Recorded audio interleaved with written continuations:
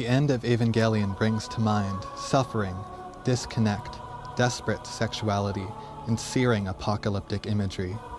Eva 02, eviscerated by the mass-produced Eva units. The senseless violence as Nerve is taken over. Misato's sexually laden promise to Shinji even as she dies to save him.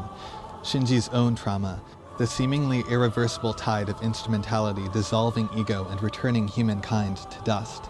And the Rei/Yui/Lilith rising to devour all. These are powerful images, and the film drives home a sense of despair and hopelessness as Seal initiates instrumentality and all returns to nothing. The film itself is screaming and thrashing in agony and despair. Is anything worth it? Should we submit to the entropy of events in motion? Are our actions meaningless? Are human relationships and the human ego worth all the suffering they cause? The End of Evangelion sees the series at its most hopeless. But right at the darkest hour, when all seems to be lost, Shinji opens his eyes. We see the real world. And then... what better piece of music than Bach's Yesu, Joy of Man's Desiring, a pure sincerity that enfolds you and quickly replaces the irony of the previous music. A visual and auditory poem unfolds. The human world, peaceful and joyous and beautiful, the joy hidden in the everyday, even the mundane, a serene meditation that transforms the pain into beauty. After the emotional brutalization of the film's apocalypse, you need this comfort and this warmth. It's an emotional turning point that recontextualizes everything that comes before and after. Everything's going to be okay. A question. What are dreams? What is reality? The camera turns onto the movie theater. What's going on here? In the original series, director Hideaki Anno questions whether human relationships are worth the pain they can cause, or if escape from the suffering of the world is the answer. AT fields, or the boundaries of the conscious mind, isolate individuals from each other. Attempting to bridge that gap can cause pain, but avoiding others is loneliness. Many have interpreted this as Anno himself grappling with the isolation and escapism that can accompany life as an otaku. Instrumentality, or the dissolution of AT fields, ends the series and provides the conflict for the film.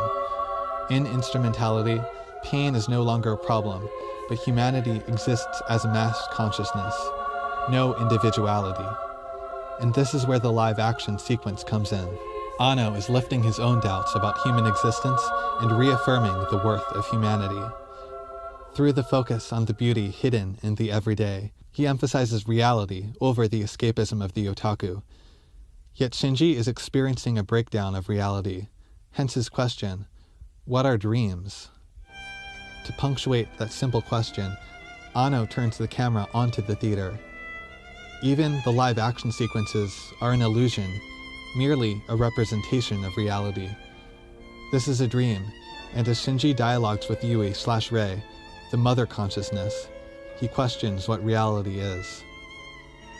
Does reality only exist for the solipsistic individual, or is reality defined by the interactions of individuals?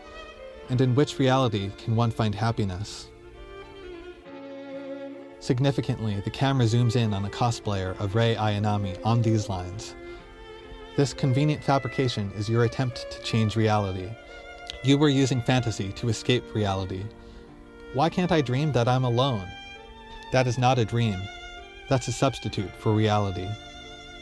In the narrative, Rei is merely an empty vessel for the desires of Gendo and Shinji, an illusory fantasy of the archetypal mother bride. Her name, after all, can translate to zero. But, in the real world, Rei became an extraordinarily popular character and an object of otaku desire. By many accounts, Rei was a major force in turning people into otaku and expanding the phenomenon of moe. Psychiatrist Saito Tamaki writes of the character type of the beautiful fighting girl, a young girl who wields the metaphorical phallus even in her innocence. The beautiful fighting girl, Saito argues, is fundamentally empty. And yet, in spite of this, perhaps even because of this, she is the target of otaku desire. Rei is, perhaps, the ultimate beautiful fighting girl, one who, even in the narrative, is devoid of all substance. And here, Shinji is conversing with Rei/Yui while looking at a person dressing up as Rei. It's a film representation of a person dressing up as a beautiful fighting girl who herself is empty, while the main character speaks to that beautiful fighting girl in his mind. Anno's critique here is clear. Otaku use anime to isolate themselves and use fiction to substitute for reality, but it's all illusion and fundamentally empty. And to make it clear who he's talking to, and to drive the point in further, the film once again shows the movie theater. But although Anno's critique might seem harsh, the scene is not meant to alienate the audience, but serve as a gentle reminder of reality.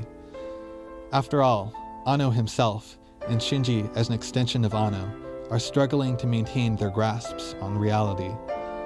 If the suffering earlier in the film is a necessary outcome of our existence as individuals in society, is escape, either as solipsism or the amalgamation of instrumentality, the best option? For the answer, let's return to where we started. The sequence as poetry. It lingers on scenes of the everyday. Trains moving, a cat flicking its ears, throngs of people moving about. And once again, the quiet beauty of the music suffuses all with a sense of calm.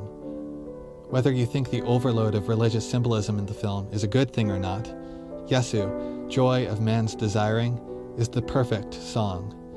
And Jesus, a world redeemer who, in mankind, saw something worth saving, worth living for.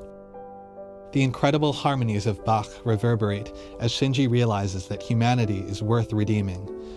There is beauty and serenity, exultation and rapture, and yes, pain and loneliness, but also joy and hope. Shinji ends up accepting it all, including the pain and the suffering. He casts off the dream and treasures human experience. This is